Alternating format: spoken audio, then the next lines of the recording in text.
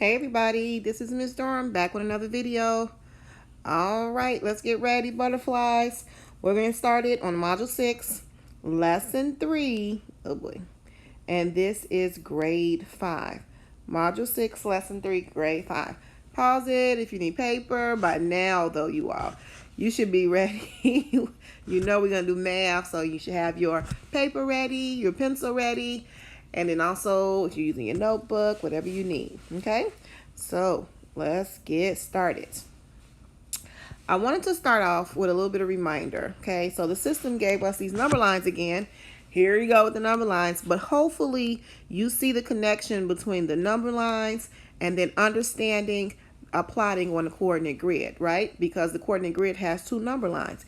It has an x-axis with number line there and a y-axis that has a number line. And so let's do some analyzing of these particular number lines, okay? I want us to analyze. Let me see if they'll let me blow. Yeah, they'll let me blow it up a little bit.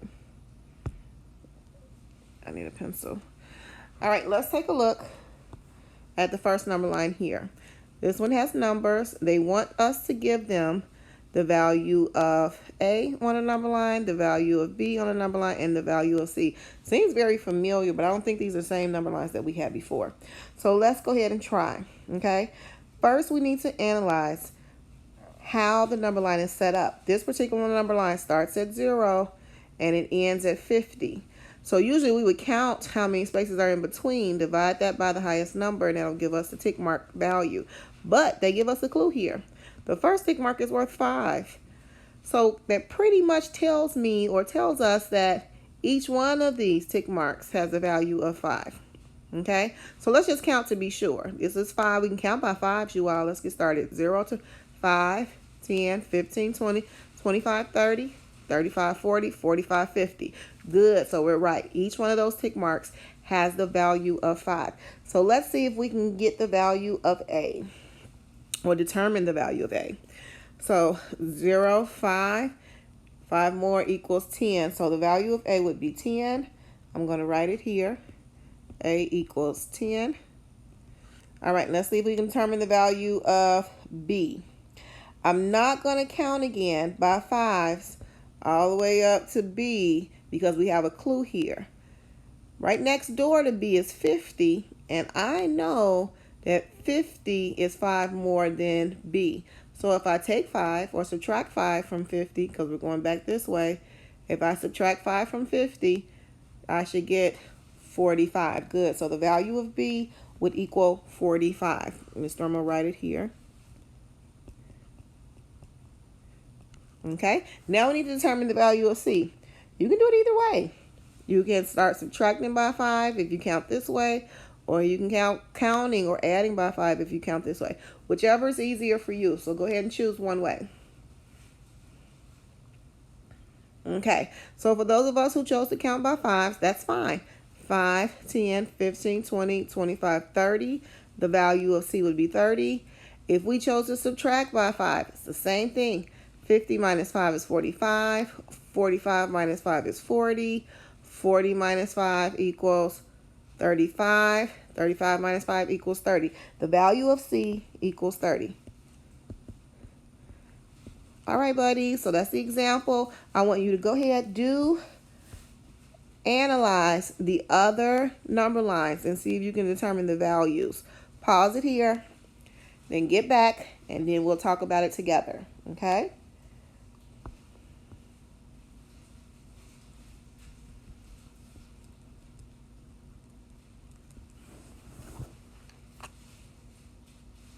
Okay, I'm glad you're back. I was working on some sound effects to help us out here. But in the meantime, yay, I'm glad you're back. Okay. Now we're going to talk about the next number line here. And we do our analysis. This one starts at 0 and it ends with 1. Very first whole number. So we know that these tick marks don't have a value of a whole number. They have a value of a what? Fraction. I hope you said fraction. Very good. Oh, goodness. That is the app that I use for the sound effects. So we just have to determine what would be the fraction for each one of those tick marks. So we need to count how many spaces make up before we get to a whole amount or a whole number. Okay, so we have 1, 2, 3, 4, 5, 6, 7, 8. So we know each one of these fractions has a value of 1/8. So if 0 starts here, that means the first one is 1/8, 2/8, 3/8, 4/8, 5/8, 6/8, 7/8, and then we know 8/8 gets us to our whole number, right? Very good. I'm not going to rewrite it because we kind of have the answers already here, right? D has a value of 1/8. G has a value of 2/8. F has a value of 4/8, and so on. We don't have any improper fractions, so we don't have to convert to any mixed numbers. Okay? All right, so let's move on. I'm going to go ahead and erase this. Let's see what you all got for the next number line. Let's go here. Okay? This one, the 0 is on the other end here. And then I see the first whole number is 1. The second whole number is 2. And it looks like if the line was extended, the 3 would be down here. Let's count how many spaces are in between the whole numbers. Okay, so from 0 to 1, we have 1, 2, 3, 4, 5. So that would mean that each one of those tick marks has a value of 1/5. But let's count to make sure, because if it's 5 from here to here, there should be 5 from here to here. So let's see. 1, 2, 3, 4, 5. Good. Very good. So we're right. And it's safe to assume that each one of those tick marks has a value of 1/5. So let me write it. Good. So that means this one would be 2/5, 3/5. P would be 4/5. The value of P would be 4/5. And then we know if we did one more, this would be 5/5, which equals 1. Because anytime you have the whole number, that's the same on the top as the numerator as the same as the denominator, then you have the whole number 1. Okay? So let's go to N. Oh boy. If this is 5/5, then 6/5, 7/5, 8/5, 9/5. Dun dun dun.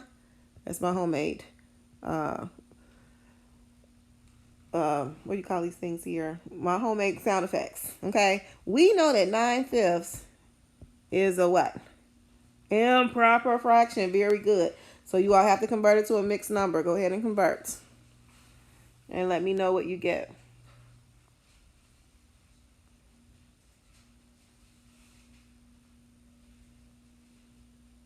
Okay, so if you got, when you converted your mixed number 1 and 4/5, then you were correct.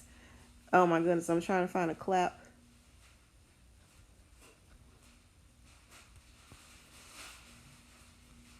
Here we go. Finally. Oh my goodness. You all be patient. Give me time with these sound effects. Let's go to the next one. If this is 1 and 4/5, that means this is 1 and 5/5, which equals 2. Okay. This is 2 and 1/5. Each one is worth 1. 2 and 2/5. And then Q would be 2 and 3/5. So let's write it in. 2 and 3/5. I'm hoping that you all got it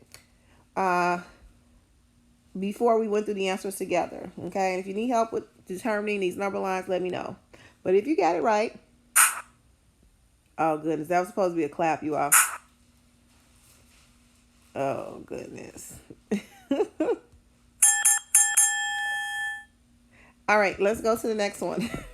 I'm embarrassed now. I'm embarrassed. Okay. Let's analyze the number line. It starts at 0 and it stops at 5, right? So we have some whole numbers in between. 0 to 1 is here.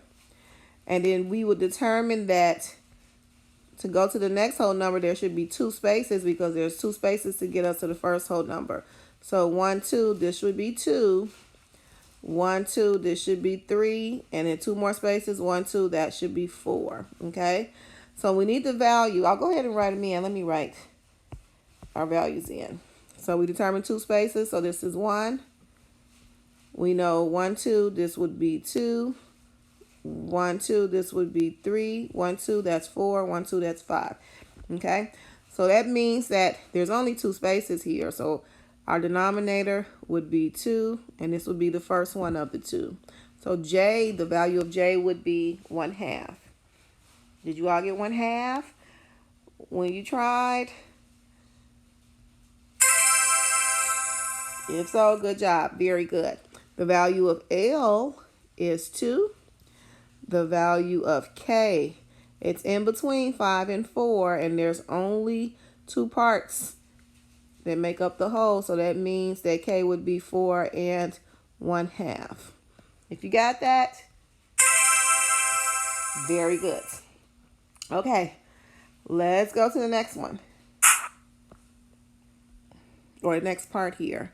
They wanted us to, and let me make sure they'll let me move the page up. Okay, here, it gave us 2 coordinate grids, and this is just a quadrant of a coordinate grid, one of the 4 parts, but they gave us a coordinate grid, 2 of them, to determine the values of the dots shown.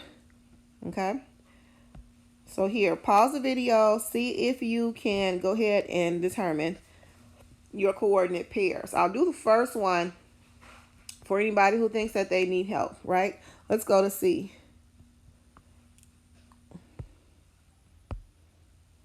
We know that coordinate pairs are written like this. The first one is always the X, and then you have a comma that separates, and then you write the Y. So anytime they don't indicate which axis is the X-axis, you know the X-axis is the one that lays flat, and the Y-axis is that long one, just like the long part of the Y, okay?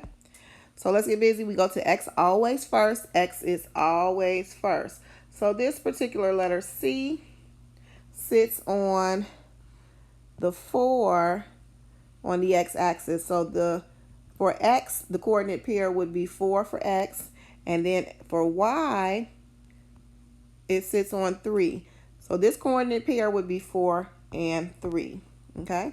Go ahead, pause the video, and then come back. Let's see if you all can log in your coordinate pairs.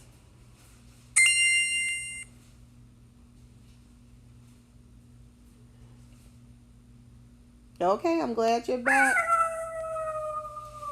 Oh my goodness. I'm glad you're back. Let's get going. All right, let's look at, and I'm going to change colors here. Let's look at E, because it's very interesting. We know that if it sits on that line, the coordinate pair here would be 0, right? So it's sitting on the X-axis. So I know I have 0 for X. No, I'm sorry. It's sitting on the X-axis. It's sitting on 3 on the X-axis. I'm so sorry, buddies. Everybody makes mistakes. Okay, it's okay. It's sitting on 3 for the X-axis, and then it didn't move up for the Y-axis. It stayed here on the 0 mark, so it would be 0 for Y. Okay, so I'll go ahead and mark that. Let's switch colors and move on to B. Let's look for the coordinate pairs for B. All right, on the X-axis, B lies on 3. On the Y-axis, B sits on 1. So the coordinate pair for B would be 3, 1. I hope you got it right. Very good. Let's move on. Let's look at A. See if we can determine the coordinate pair for A. All right, on the X-axis, A sits on 1. On the Y-axis, A also sits on 1. So if you got or had gotten 1, 1 for A, do it. You did it right. Very good. You got it right. Okay, I'm just trying out different ones here, okay, at this point. All right, let's move on to D. let's see if we can determine the coordinate pair for D. All right, for X, D still sits on this line. Okay, it did not move this way at all. Okay, so D is a 0 for coordinate pair, but for Y, it did move up. It moved all the way up to 3. So the coordinate pair for D would be 0, 3. I hope you all get 0, 3. Oh my goodness. These are the worst sounds, you all. If you all know a good sound effect app, let me know, because these are kind of like Duh. silliness. Okay, so we did pretty good on that one. Let's go to the next one.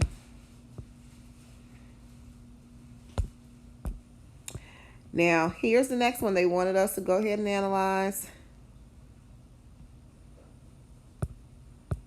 Yeah, and see if you can determine your value. So go ahead and pause and determine the value of each one of those letters. Really pause, you all. The more we practice, the better we get.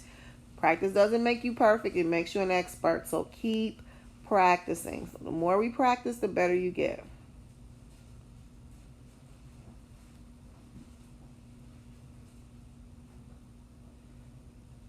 Okay, I'm glad you're back. Very good. So let's look and see if we can determine the value of the coordinate pairs for G. I know we started X first. Oh, maybe we need to move up a little bit. Let me see. Yeah, that should be better. We're going to start at X first. So G sits on 1 on the X-axis.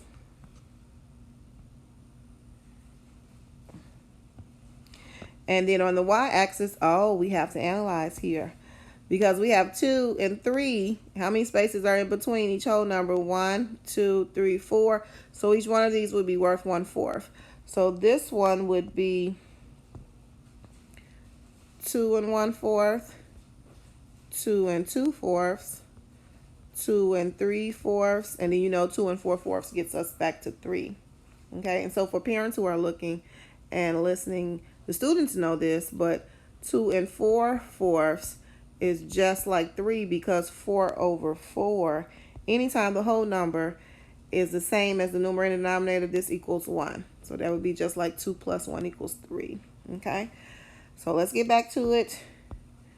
All right, you all. So for G, the X coordinate would be 1, and then the Y coordinate, G looks like it's sitting on 2 and 2/4. So I would write 2 and 2/4. Okay, very good for us. And no more sound effects, except for just let me do a couple more. Okay. Let's. Oh my goodness, how annoying! Are you serious? All right, I know somebody's laughing. I'm laughing too, you all. All right, let's go to K. Okay. All right, let's look at our coordinate pair. What does K sit on the Y-axis? It looks like here we have to do another analysis. So this is 2, 2, and we know that each one is worth 1/4. 2 and 1/4, 2 and 2/4. Looks like K sits on 2 and 2/4, or 2.5. Okay, so 2. Ooh.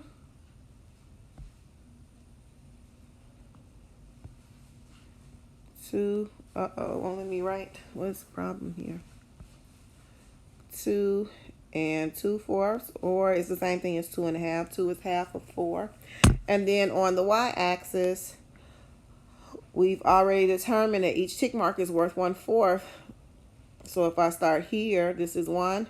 This is 1 and 1/4, 1 and 2/4, 1 and 3/4, and 1 and 4/4 will get us to 2, right? All right, let's get back to it. Let's Y, K sits on 1 and 3/4 for Y. Now let's look at F and determine for F. All right.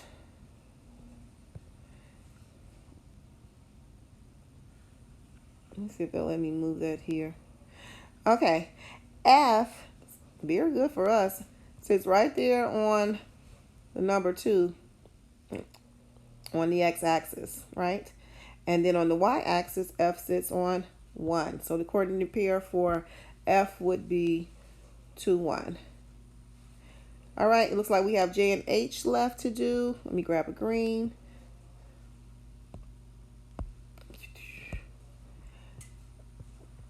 All right, J on the x-axis.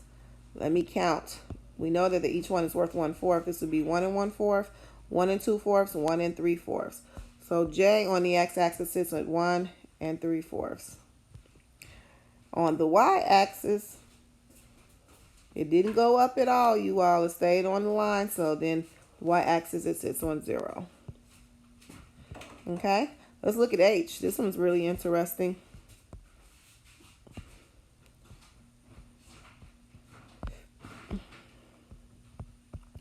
All right, on the x-axis, H did not move along that x-axis at all. Okay, so we have to put 0 for H, but it did go up from this 0, up from the origin, right? So it went up to 1 2/4. Let me erase. So I think that's the last one for practice mode, you all. I'm going to stop the video here, make another video because it's taking forever to load the videos. One video took overnight. The whole night we were sleeping and still didn't load up. So I'm going to stop the video here. Get ready for the next video.